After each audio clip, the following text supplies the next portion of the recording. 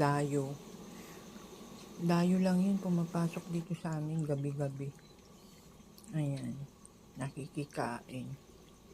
May bantay naman ako, yun oh.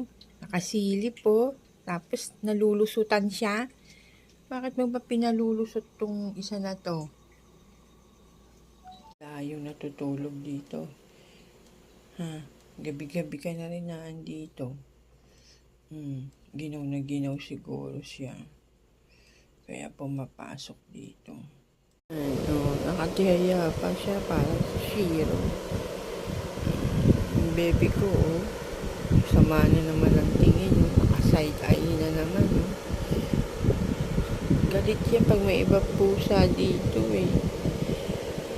Pumapasok sila dito para makitulog lang. Diyos ko. Hoy, maghapon